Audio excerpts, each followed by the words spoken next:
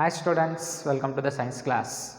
So we are familiar with the two words in this year, that is amphibian cyclone and Nisar cyclone, that will be affected on the eastern part of our India, isn't it? So it affects large disasters to that part. So and we are going to see what it makes. It makes lots of rainfall on that area and causes a large amount of the disturbs to the peoples living in that place and also to the animals. In that situations, the peoples, they are not going to get a good amount of the food, they are not going to get good shelter, and all the transport systems has going to be disturbed due to that cyclone, isn't it? So but in today's session, what is meant by that cyclone, how they are formed, that will be studied under the chapter of winds, storms and cyclones. You have to remember here, the cyclones are formed by the winds here. You have to remember when we are going to call it as a cyclone, when the condition of the environment, the air, the more amount of the air will be present, that is the speed of the air is very high. So what is meant by that wind?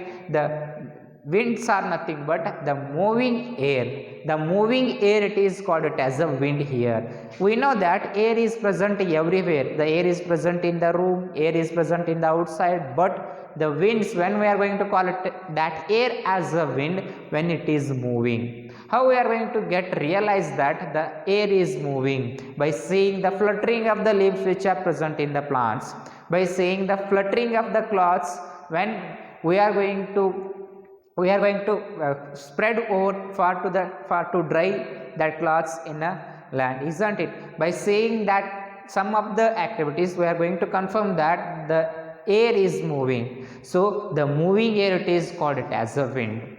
So if I am going to tell one activity here, take a tin bottle. Tin bottle means a tin can which you are going to drink the Pepsi or Coca-Cola with a tin can. You have to take that tin can and imagine that this is the tin can.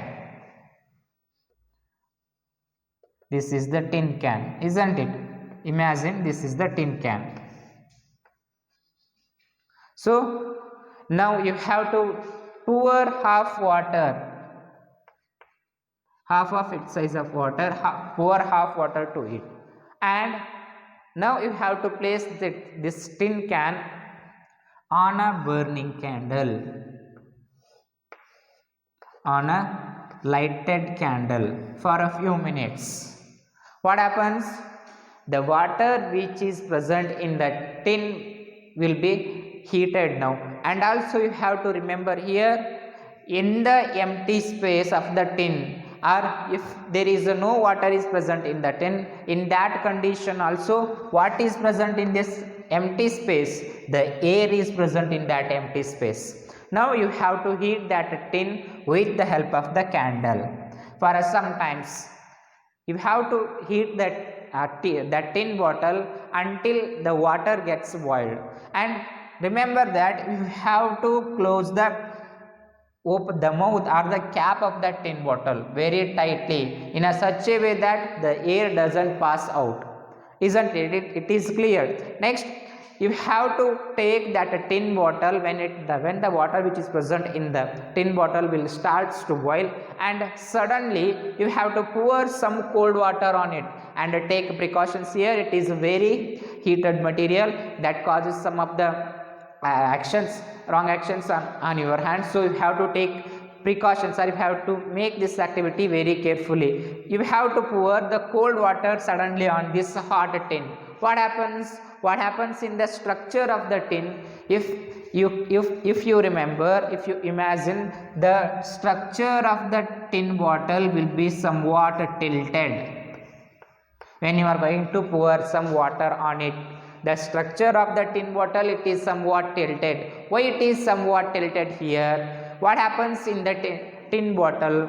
What makes the tin bottle becomes tilted? So see here what happens when you are going to start the heating of the tin bottle. The air is present in the tin bottle get heated. When the air is present in the tin bottle get heated, it expands somewhat. The air which is present, the air normally when you are going to heat, it expands.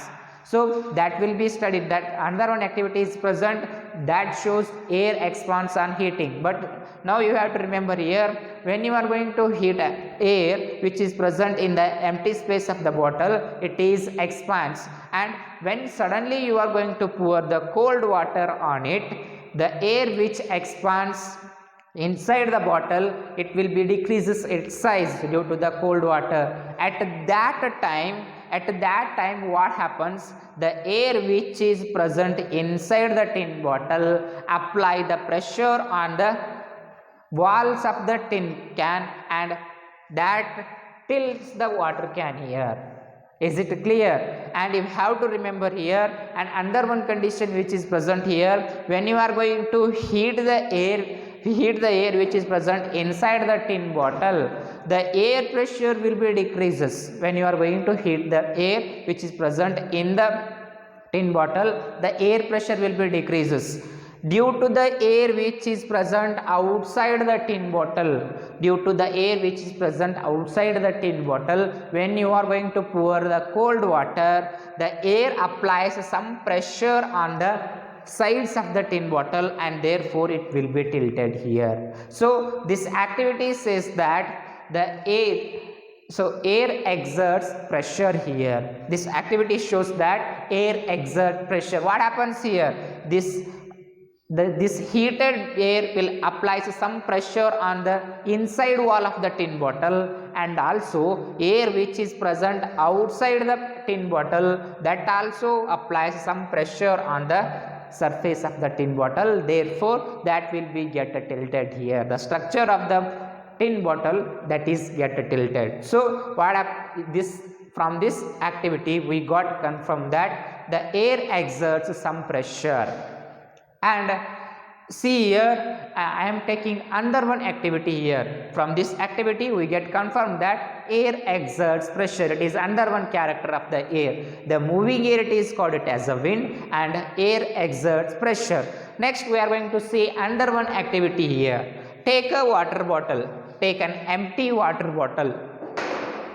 Take an empty water bottle. Imagine that this is your empty water bottle.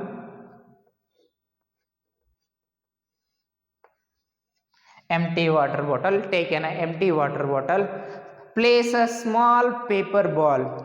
Place a small paper ball in its mouth.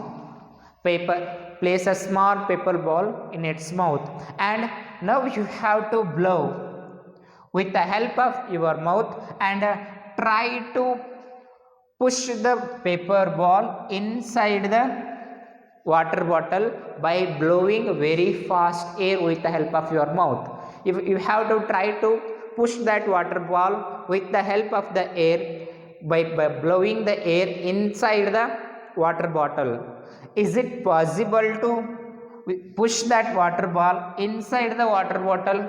Try to push that paper ball inside the water bottle. Is it possible to push that paper ball inside the water bottle? No, it is not possible. Why it is not moving inside here? What happens in this condition? When you are going to blow air very fastly inside the water bottle, what happens here? When you are going to blow the air very fastly at the mouth, the speed of the air is very large here. The speed of the air is very large. The speed of the air is very high. Therefore, that causes a decrease in the pressure. That causes decrease in the pressure. But when you are the air which goes inside the water, so inside the water bottle, and that comes back, isn't it? And the air which comes inside the air which goes inside the water bottle, that increases the inside air pressure. That increases the inside air pressure. You have to remember here, due to the speed of the air, the pressure at the mouth of the water bottle decreases. Due to the air which is present inside the water bottle, the air pressure inside the water bottle increases. The pressure exerted by the air which is present inside the water bottle increases. The pressure exerted by the air which which comes from the mouth towards the air bottle decreases the air pressure here. Therefore, when you are going to blow air fastly inside the water bottle, the pressure by the bottle increases. That's why the paper ball doesn't goes inside the water bottle, but it comes away from, or it comes outside the mouth of the water bottle. So from this activity we are going to confirm that the increase in wind speed indeed decrease in air pressure. What happened here? Increase in air speed. You are going to blow the air with the very speed inside the water bottle with the help of the mouth of the water bottle. Therefore, at the mouth of the water bottle, the speed of the air is very high. Therefore, it decreases the pressure at that instant. And what happens? The air which is present inside the water bottle, the speed of the air is very less here. Therefore, it applies the very pressure on the paper ball. Therefore, paper ball not moves inside. When you are going to blow the air inside the water bottle, the paper comes outside. It comes back due to the pressure which is present in the water bottle. From this activity, we confirm that increase in wind speed indeed decrease in the air pressure. Now I am taking under one activity here. Under one activity. See here, air always moves from region of higher pressure to the region of lower pressure. What happened here in the case of the water bottle? Again I am taking this activity only. When you are going to apply, when you are going to blow the air very speedily, the pressure at the mouth will be decreases due to the air speed, but the pressure at inside the water bottle it is more. Therefore, the air pressure always moves from the higher pressure level to the lower pressure level. The air moves from region of higher pressure to the lower pressure. So here at the mouth, the pressure of the air is very less. Therefore, the pressure inside the water bottle is very high. Therefore, air always moves from region of higher pressure to the region of lower pressure. I am consider under one activity here. Take one test tube. Take one test tube and fix a balloon. Fix a small balloon at the mouth of this test tube. Fix a small balloon at the mouth of this test tube, and now you have to put this test tube inside a beaker. Now you have to put that test tube inside a beaker which contains boiling water. Now you have to put that test tube inside a beaker containing boiling water. What happens in the structure of the balloon? You have to see carefully here. After 2 to 3 minutes, what happens? The balloon will be inflated. After 2 to 3 minutes, what happens? The balloon will be inflated here. Why the balloon will be inflated? The air which is present inside the test tube will get heated due to the heat produced by the boiled water. When the air which is present inside the test tube will get heated, it will somewhat expands. Therefore, the balloon which is attached to the test tube, it will be somewhat inflated. Now take that inflated balloon which is present with the help of the test tube or which is attached to the test tube, and take that test tube. Now you have to put that test tube inside the beaker containing normal water. What happens here? Again, that the balloon which is present at the mouth of the test tube, will get deflated. At the case when you are going to put that test tube inside the boiling water, the air which is present inside the test tube, in this test tube the air is present. If nothing is present in that test tube, the air is definitely present.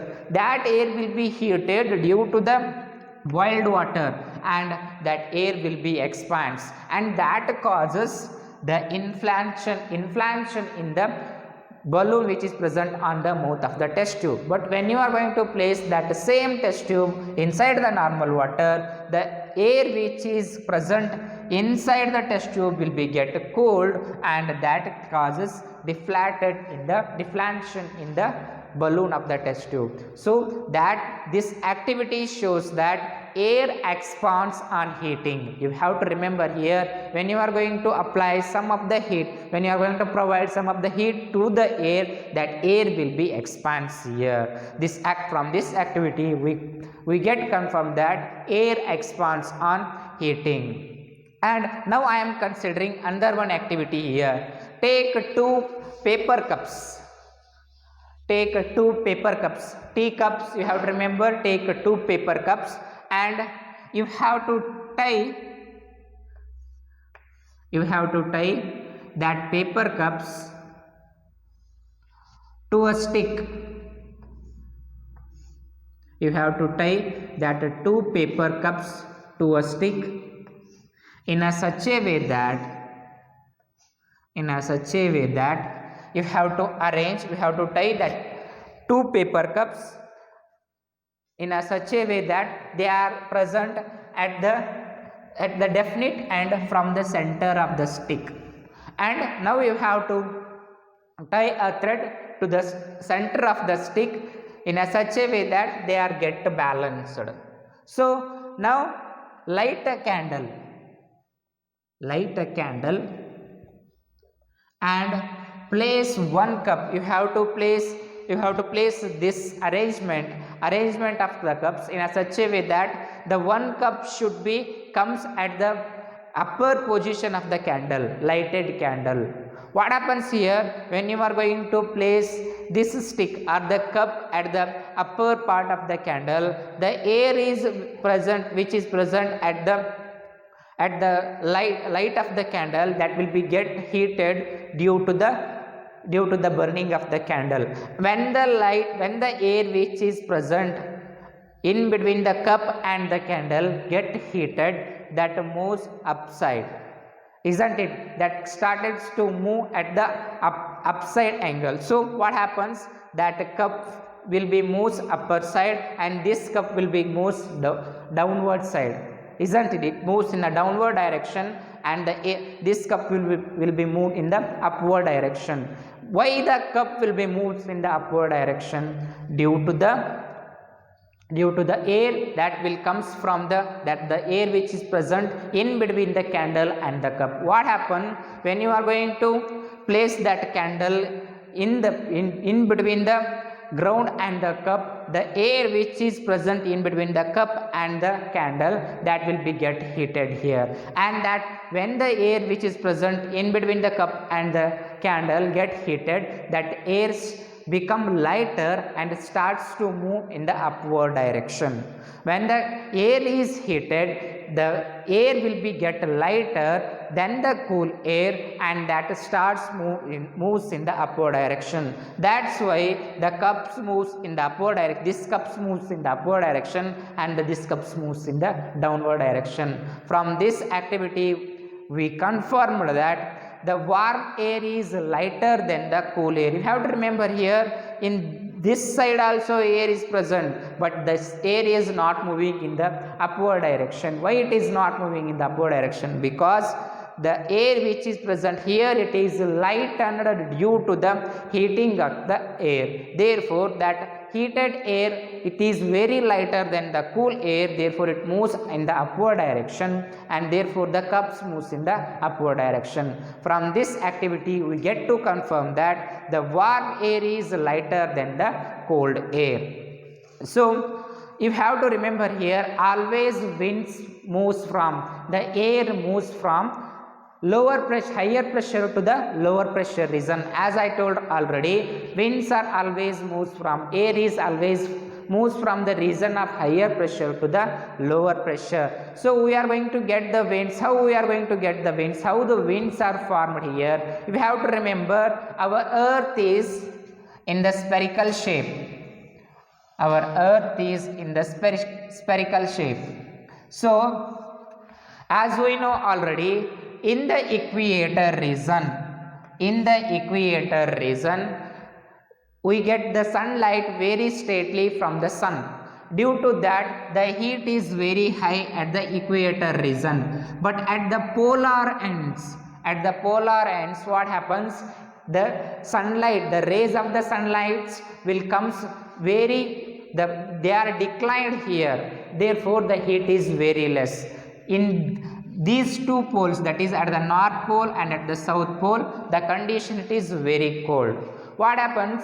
Due to the sunlight at the equator region, the air which is present on the land get heated more. That will be get heated more. When the light which is present on the equator region, when the air which is present on the equator region get heated, it will be lighter and moves here towards the poles. Why the air will be moves towards the pole here? Because the air always moves from higher pressure to the lower pressure, and also the air which is present at the poles, it is very cold. Here when the air moves from the equator towards the north, the space which is present in the equator, it will be empty, and therefore that will be filled up by the air which is present in the poles. You have to remember why the air will be moves here, why the winds will be moves here. As we know already, when the air will be get heated, that will be lightened and moves upwards, isn't it? When it is move upwards, the space behind the air which is moves upward, that will be emptied here. That empty place will be substituted by the cold air from the poles, and therefore the heat air will be moves towards the poles. The moving of the air from the equator to the poles, it is very common due to the rotation of the earth's surface. The air will be moves from north to south and south to north here. So this causes winds here. You have to remember large amount of the winds here we are going to see here. And also see, that is called it as winds currents are generated due to the uneven heating of the earth. Winds currents, flow of the wind, it is called it as a wind current. These wind currents are generated due to the uneven heating of the earth's surface. As we know already, at the equator region, the earth will be heated very more here, but at the polar ends, the earth will get very less amount of the heat from the sunlight. Therefore, uneven heating of the earth's surface causes in the rotation of the wind storms here. That wind storms are always run from north to south and south to north due to the rotation of the earth's surface. And also uneven heating of the land and water, that is also causes the movement of the winds here. That's our, we are going to call it as a cyclones. How the cyclones are formed? In the last chapter we discussed about two things, that is a sea bridge, and the one it is what is land bridge. The sea bridge and the land bridge, it is due to the uneven heating of the land and water here. So what happens in the summer session? The water will be get heated. Water will be get heated and also land will be get heated. In the summer session, the land will be get heated very quickly than the water. The air which is present on the earth's surface will rises up, and the air which is present on the sea, that will be rushes towards the land to occupy the empty space present on the land. What happens in that condition? The heated air moves towards the sea here, but when the air comes from the sea towards the land, it carries some amount of the water here. So in the form of the cloud, they carry some amount of the water, and that brings the rainfall here. So the season wise heating of this earth surface, that is called it as a seasons I am going to call it as, but it is called it as a seasonal rain in India. We are going to get two seasonal rains in India, isn't it? Due to the uneven heating. What happens? The uneven heating of the lands and water, that will also causes monsoon rainfall. Monsoon rainfall. Why we are going to call it as a monsoon rainfall? The monsoon comes from a Greek word, that is monsoon come from the Greek word that is Mausam. Mausam, it is nothing but the season. Mausam means season. Monsoon comes from a Greek word Mausam, and Mausam says that it is a season wise rainfall. Due to the uneven heating of the earth's surface, due to the seasons, we get season wise rainfall. How we are going to get the season wise rainfall? Due to the uneven heating of the land and the sea here. So what happens? That creates the cyclones. What happens at the once time? What happens here? If you are going to consider, this is the land and this is the sea here. So sometimes what happens here, due to the uneven heating, at the summer session, the land will be get heated very quickly, and the air which is present on the land moves upward direction, and the cold air which comes from the sea, it will be occupies the space here. But when the air which comes from the sea, that carries some amount of the water, and that brings the rainfall here. But sometimes what happens here, due to the uneven heating on the sea also, the water, the air which is present on the surface of the sea water get heated, and the sum of the air which is present other side of the sea, other side of the surface of the sea water, that will be moved towards the air which is heated at that sea, and the continuous movement of the air, that will brings the cyclones here. The continuous rotation of the air. What happens here? I am considering this is the sea. In this part, the air will be heated due to the more sunlight, but this part air it is not heated, because in this part they doesn't get the good amount of the heat. In that condition, the air which is present in this area will rises up. The empty space will be fulfilled by the cold air which is present under surface on the sea water. So continuous activity of this condition, that will be forms the cyclones here, because the rotation of the air will be continued here. And that carries large amount of the water in the form of the cloud from the sea, and that brings that air when comes towards the earth's surface, that carries large amount of the clouds and the water, and that we are going to call it as a cyclones. So in India, the water carrying air or winds are called it as a cyclones, but the cyclones has the different names in the different areas. I am considering in the American continent, the cyclones are called it as a hurricanes, and in the Japan and in the Philippines, these cyclones are called it as a typhoon here. Due to the cyclones, we are going to call the cyclones carry some amount of the rain here, but rain, it will be very helpful to the farmers which are present in our country or also on the earth's surface. But you have to remember, rain doesn't only gives us a happiness, but also it makes some of the disturbance to the living beings which are present on the earth's surface. Due to the more rainfall, it causes more disasters here. So what are the problems caused by the rainfall? That will be studied under thunderstorms and the cyclones here. So what are the thunderstorms? What is the lightning effect? How the thunderstorms are formed? That will be seen now. What happens when the air will be heated? When the air will be heated on the sea level, see here, This is the sea level.